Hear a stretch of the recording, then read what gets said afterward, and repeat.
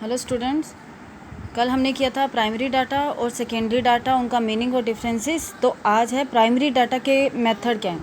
हम ये तो कहता है कि प्राइमरी मेथड से डाटा की कलेक्शन करते हैं। प्राइमरी मेथड जो इन्वेस्टिगेटर खुद उसके फर्स्ट ओरिजिन होते हैं। तो प्राइमरी डाटा में भी मेथड होते हैं डाटा को कलेक्ट करने के। जैसे फर्स्ट मेथड होता है हमारा डायरेक्ट, सेकंड होता है इनडायरेक्ट, फिर मेलिंग होता है। इसी तरह से कुछ appointed by the local source, कुछ और भी होते हैं। तो फर्स्ट हमारा है डायरेक्ट पर्सनल इन्वेस्टिगेशन। ये डायरेक्ट पर्सनल इन्वेस्टिगेशन, नाम से पता लगा है कि डायरेक्ट पर्सनल का नाम। तो इस मेथड के अंदर जो भी इन्वेस्टिगेटर होता है ना, वो पूरी स्टडी करता है फिनोमिना, मतलब खुद ही करेगा इन हैंड और ऑब्टेन करेगा first hand information. First hand information मतलब सबसे पहले वही अपनी इन्फॉर्मेशन को कलेक्ट करेगा। तो इसके अंदर जो होता है ना, एक पर्सनल कॉन्टैक्ट करता है इन्फॉर्मेंट से। अगर मुझे किसी कॉलोनी का सर्वे करना है ना, तो वो उस कॉलोनी में खुद जाएगा, एक एक घर में वो खुद एक एक मेंबर से डाटा की कलेक्शन करेगा जिस भी रिगार्डिंग में उसको चाहिए। तो उसके बाद जो भी नेसेसरी होगा, वो भी जो भी इन्वेस्टिगेटर जो भी होगा वो अपने डाटा अपने पास रखेगा। बट इसके लिए ज़रूरी होता है कि इन्वेस्टिगेटर का ना टैक्टफुल होना ज़रूरी है, क्योंकि जो पर्सनल कांटेक्ट करेगा तो उसको पूरी इन्फॉर्मेशन निकालनी भी आनी चाहिए, पूरी डाटा उसके पास होने चाहिए, तभी वो डाटा ऑब्टेन कर सकता है। इसीलिए इनको कहते हैं फर्स्ट हैंड और ओरिजिनल होते हैं ये डाटा। अब इसके मेरिट क्या हुए, क्योंकि जो खुद कलेक्ट करेगा तो वो जर्नल एक्यूरेट होंगे।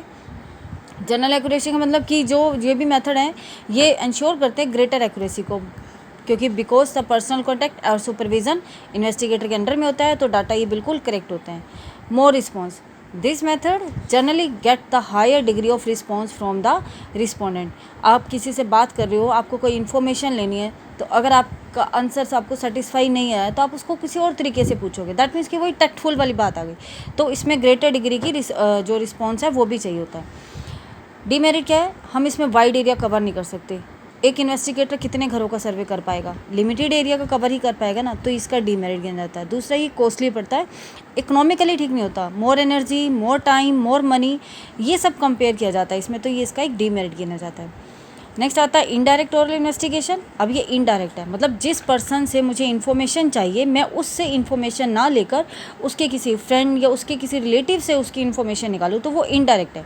तो इस मेथड के अंदर क्या होता है कि इन्फॉर्मेशन जो भी रिक्वायर्ड होती है ना, जो भी कॉम्प्लेक्स हो या सेंसिटिव हमने डाटा लेना है, मतलब उसको कुछ पर्सनल करना है, तो इसके अंदर क्या होता है डायरेक्टली अप्रोच नहीं की जाती इन्फॉर्मेंट के अंदर में। तो इन्वेस्टिगेटर यहाँ पर क्या करता है, कुछ इंटरव्यू करता है दूसरे पर्सन से, डायरेक्टली इनडायरेक्टली जो उसके टच में होता है, तो उनसे वो इन्फॉर्मेशन को कलेक्ट करता रहता है, उस इन्फॉर्मेशन को वो ले लेता है।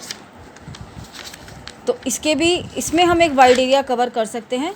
एक वाइड एरिया को कवर किया जाता है क्योंकि हमें तो इनडायरेक्टली लेनी है ना, किसी एक पर्सन से मेरी पूरी कॉलोनी के बारे में सर्वे ले लेते हैं। इकोनॉमिकली ठीक है क्योंकि सेव मनी, लेबर सब सेव हो जाता है। और डीमेरिट, इनडायरेक्ट इन्फॉर्मेशन ले रहे हैं तो एक्यूरेसी नहीं होती है। बायस का मतलब होता है एक भेदभाव सा करना, किसी चीज़ के हम बायस हो जाते हैं। तो मेक कलर टू, जो भी जहाँ जिसका इंटरेस्ट होता है ना, वो वही इन्फॉर्मेशन देता है।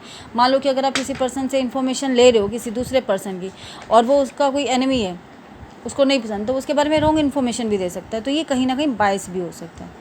Okay, thank you.